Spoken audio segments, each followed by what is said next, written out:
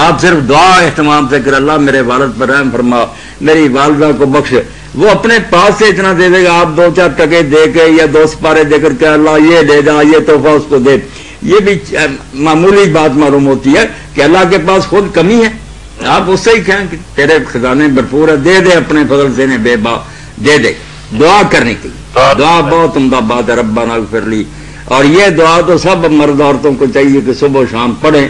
حدیث پاک میں آتا کہ جس نے مومن مردوں اور عورتوں کے لیے ایک بار استغفار کیا، اللہم اغفر للمومنین والمومنات، تو جتنے ہیں نا آدم علیہ السلام سے قیامت تک ان سب کی تعداد کے برابر اللہ اس کے لیے نیکیاں لکھ دیتا۔ یہ چھوٹا سا کام کرے گا، عادت بنا لیں 27 مرتبہ 25 مرتبہ جتنا توفیق ہے، صبح و شام یہ کر لیں، اتنا ہی اللہم اغفر للمومنین والمومنات، اور ذہن میں سب کو رکھیں، انشاءاللہ وہ بھی دن قیامت کے خوش ہوں گے کہ بیٹا تو ہمارے لیے تحفہ بھیجتا رہا۔ جی بہت شکریہ بھائی، السلام علیکم۔ داؤد علیہ السلام تو یہی تھی کہ ایک بیوی ہو زیادہ اللہ نے عدل کی، وہ افسانہ جو بنایا ہوا ہے تفسیر کی کتاب، نہیں وہ جو ہے نا کہ عورت کسی کی انہوں نے چھین لی تھی طریقے اور بانے، وہ سب جھوٹ ہے، توبہ توبہ، محاذ جنگ پہ بھجوا دیا، وہ سارا کفر سے کم نہیں، اللہ کے پیغمبر پر تہمت ہے۔ جی تو وہ حدیث کے وہ ایک حدیث بنائی ہے انہوں نے کہ غلام احمد پرویز نے بھی شاید اس کا حوالہ دیا ہے کہ اختلاف امتی رحمہ، اس کے حوالے سے پوچھا ہے، کال لے لیں مولانا۔ جی السلام علیکم۔ ہیلو السلام علیکم۔ جی وعلیکم السلام۔ مولانا اسحاق صاحب، پوچھے میری بہن، یہ آپ سے پوچھنا تھا کہ ہم کاروبار کے حوالے سے بڑے پریشان ہیں۔ جی جی، اللہ مہربانی فرمائے، کرم کرے۔ کاروبار کے حوالے سے بہت زیادہ پریشانی ہے، کوئی کام شروع ہوتا ہے وہ بند ہو جاتا ہے، اور گھر میں ہر وقت پریشانی ہی پریشانی ہوتی ہے، کاروبار یعنی کہ کوئی بھی کاروبار کا سلسلہ بنتا ہی نہیں ہے ہم لوگوں کا۔ آپ کے پاس کوئی کاغذ پینسل ہے نا؟ ایک منٹ، تو یہ نوٹ کر لیں۔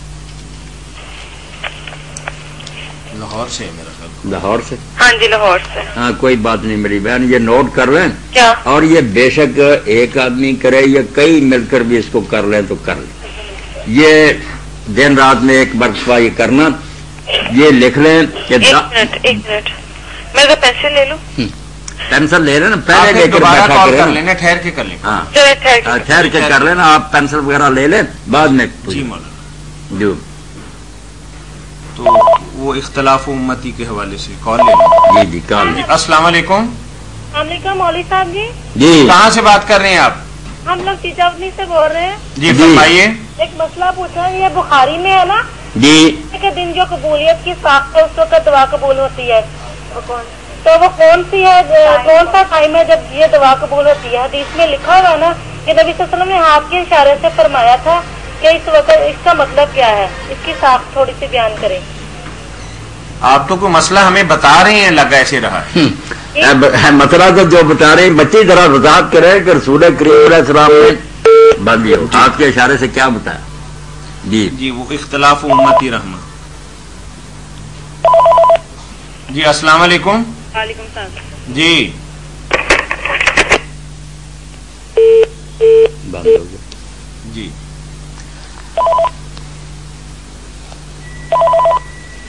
السلام علیکم۔ وعلیکم السلام مولوی صاحب، جی جی مسئلہ پوچھنا تھا آپ سے پوچھے نا۔ کہ جمعے کے دن جو قبولیت کی ساتھ ہے یعنی کہ گھڑی جو ہے اس وقت دعا کرنا، یہ بخاری شریف میں ہے کہ حضرت اسماعیل بن ابراہیم نے کہا کہ ہم نے ایوب نے خبر دی، انہوں نے محمد بن سرین سے، اور انہوں نے ابو ہریرہ سے کہا کہ حضرت ابو القاسم نے فرمایا کہ جمعے میں ایک ایسی گھڑی ہے جو کوئی مسلمان بندہ اس وقت کھڑا نماز پڑھ رہا ہو اور اللہ سے کوئی بلائی کی بات مانگے تو اس کی عنایت فرمائے گا۔ تو اللہ کے نبی نے یہ حدیث بیان کرتے ہوئے ہاتھ کے اشارے سے فرمایا، ہم اس کا مطلب یہ سمجھے کہ ساتھ تھوڑی دیر تک رہتی ہے، وقت تھوڑا۔ جی یہ بچی جس طرح لیلۃ القدر اللہ نے مخفی رکھی ہے نا کہ لوگ محنت کریں، اسی طرح یہ جمعہ کے دن کی گھڑی جس کے بارے میں کہ جمعہ کے دن ایک وقت ایسا آتا ہے تھوڑا سا کہ اس وقت اگر کوئی دعا کر رہا تو اس کی دعا ضرور قبول ہوتی ہے بندہ مسلم، مگر اس کا بھی تعین نہیں کیا، 2 وقت زیادہ اس کے لیے ہے نا جس پر علماء امت نے غور کیا اور جس کا ثبوت روایتوں سے ملتا کہ ایک تو جب امام خطبہ دینے کے لیے ممبر پر بیٹھے اس وقت سے لے کر نماز ختم ہونے تک یہ 2 خطبے اور 2 جو ہے نا رکھتے ہیں، یہ ٹائم ہے جس کے اندر دعا کرے۔ ظاہر ہے جب نماز پڑھے گا اس میں دعائیں کرے گا۔ ایک وقت تو یہ ہے کہ امام کا ممبر پر بیٹھنا اس سے لے کر سلام تک نماز، دوسرا جو زیادہ معتبر ہے وہ ہے عصر سے مغرب تک، کہ جمعہ کے دن عصر سے مغرب تک آدمی سارے دھندے چھوڑ کر کہیں بیٹھے، ذکر اذکار کرے، دعائیں کرے، تو اس میں گھڑی آ جائے گی۔ ابو ہریرہ رضی اللہ تعالیٰ نے خود یہی تشریح فرمائی کہ وہ مغرب تک عصر کے بعد کا وقت ہے۔ زیادہ نیک لوگ یہی کرتے تھے کہ جمعہ کے دن اس طرح مصروفیت چھوڑ کر دعا میں لگ جاتے۔ اور مولوی صاحب جی ہمیں یہ مجلہ بھی بھیج دیا کریں، کون سا مجلہ؟ علم و آگاہی کا۔ یہ اس کا ایڈریس لکھا ہوا ہے، اس پہ بھجوائیں گے خط تو پھر آپ کو ملے گا۔ آپ خط بھیج دیں، وہ بھیج دیں گے، کوئی قیمت نہیں اس کی ہوگی۔ آپ اس پتے پر نا لکھ دیں اپنا پتہ، وہ طارق صاحب ہمارے بھائی ہیں، بھیج دیں گے، آپ کو مفت پہنچ جایا کرے گا۔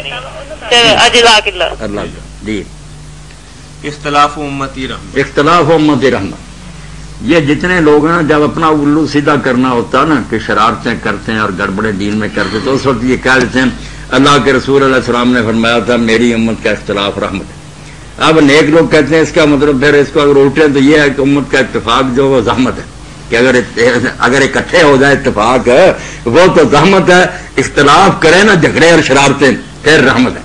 بالکل یہ جعلی من گھڑت اور بے اصل بات ہے۔ کوئی رسول کریم علیہ السلام نے اختلاف امت رحمت نہیں کا اپنی طرف سے بنائی ہوئی بات، کچھ ثبوت نہیں ہے اس کا۔ جی ٹھیک ہے۔ جی ایک بھائی نے تحریری طور پر سوال پوچھا ہے کہ آج کل کچھ لوگ رضاکارانہ طور پر شمالی علاقہ جات یا آفت زدہ علاقوں کے اندر جا رہے ہیں، جب وہاں جا کے روزہ رکھیں گے تو صحیح طریقے سے جس کام کے لیے گئے ہیں وہ سر انجام نہیں دے سکیں گے، تو کیا ان حالات کے اندر بندہ روزہ چھوڑ دے کے بعد کے اندر قضائی کر لوں گا تاکہ شاید میری محنت سے اور ہمت سے کوئی بندہ زندہ مربے سے نکل آئے یا جلدی جلدی میں اپنے کام کو نپٹا لوں، تو کیا اس طریقے سے روزہ چھوڑا جا سکتا ہے؟ اگر جو اس کی نیت یہی ہے بچے کی کہ بعد میں روزے رکھنے گے، مصیبت زدہ کی تو مدد کر لیں، روزے بعد میں رکھے جائیں۔ جی جی السلام علیکم۔ وعلیکم السلام۔ جی بھائی کون بات کر رہے ہیں؟ جی میں ناروال سے عرض کر رہا ہوں۔ جی ہاں پوچھے میرے بھائی، اللہ خیر سے رکھے۔ جی یہ سوال ہے کہ میرا اگر آپ اسی وقت جواب دیں گے یا افطاری کے بعد؟ اسی وقت دیں گے، بتا دینا۔ جی پوچھے بھائی پوچھیں۔ نبی کریم صلی اللہ علیہ وسلم اللہ علیہ نے وسلم پانی پر پھونک مار کر پینے سے منع کیا ہے، جی لیکن بچے کے منہ میں کھجور کی جو گٹلی ہے نا، یہ وہ جو کھجور ہے یہ چبا کر بطور گڑتی اسے دینے کا حکم دیا ہے۔ دیکھیں تو اسی طرح ایک کہ اللہ کے نبی نے فرمایا کہ تعاون کے علاقے میں نہ جاؤ نہ وہاں سے آؤ۔ دوسری طرف آپ نے جو خارج زدہ ایک اونٹ تھا اس کو واپس اونٹوں کے ساتھ باندھنے کا حکم دیا کہ اگر اس پہلے کو بیماری لگ سکتی ہے تو دوسروں کو بھی لگ جائے گی تو کچھ نہیں ہوگا، یہ تو اللہ کی طرف سے یہ فرق جو ہے نا یہ آپ واضح کرتے ہیں۔ اب بہت سی چیزیں آ گئی نا، آپ نے تو بڑی جلدی بیان کر دی، ہے تو لمبی چوڑی بات پانی اور گڑتی والی بات۔ گڑتی والی بات، ہاں یہ آپ بتا دیں کہ پانی پر پھونک مارنے سے منع کیا ہے، لیکن بچے کے منہ جو گڑتی دی جاتی ہے وہ کھجور چبا کر ڈالنے سے، پانی پر پھونک مارنے سے جو منع کیا نا، ہاں جی یہ آپ سمجھیں کہ ایک تو ہمارے یہاں جو لوگوں نے منع کیا کو حرام کے معنوں میں لے دیتے ہیں کہ بس یہ چیز حرام ہے، حرام نہیں۔ یہ جن کو اللہ نے فقاہت اور علم دیا تھا وہ سمجھتے تھے کہ بہت سی نہی ارشادی ہوتی ہے، بہتر بات سکھائی جاتی ہے کہ آپ منہ میں پھونک ماریں گے۔ آپ بھی دیکھیں کئی مرتبہ آدمی کے منہ سے تھوک اس میں گر جاتا، اس لیے روکا کہ نہ پھونکے مارو، آرام سے پی لو۔ تو ورنہ اگر کوئی آدمی دم کر کے پھونک مارے تو سارے صحابہ امت صحابہ اور تابعین سے لے کر آپ تک پھونکے مارتے آتے ہیں۔ پھونک مارنا خرابی نہیں، خرابی تو صرف یہ بچاؤ کرے کہ اس میں کچھ منہ میں سے گر نہ جائے، ورنہ یہ کوئی حرام کی قسم کی نہیں ہے کہ پھونک مار دی تو حرام ہو جانا پانی۔ ایک تو بات یہ میرے بھائی سمجھے، اس لیے گڑتی بھی حل ہوگی کہ گڑتی بھی تبرک کے لیے دینی چاہیے، کسی نیک آدمی سے چبا کر اس کے گلے کو لگانی چاہیے، اللہ برکت دلانا چاہیے، اس میں بھی کوئی حرج نہیں۔ پھر وہ جو ہے نا کوئی آدمی بے احتیاطی کرے، اس کے منہ میں سے کچھ گر جائے، اس کو روکا کہ اس طرح نہ کرو، حرام وہ بھی نہیں ہے، پھر بھی آپ کوئی ناپاک چیز نہیں، کوئی بات نہیں۔ اچھا وہ اونٹ والا واقعہ بھی بتا دیں کہ کل پوچھ لیں بھائی۔ ٹھیک ہے مہربانی۔ کل انشاءاللہ وقت تھوڑا ہوتا ہے نا جی، تو کوئی نہیں، یہ بات جو ہے نا کہ اختلاف امت رحمت ہے۔ یہ ٹھیک ہے۔ چلیں مولانا ایک سوال بھائی نے بھجوایا ہے کہ نبی کریم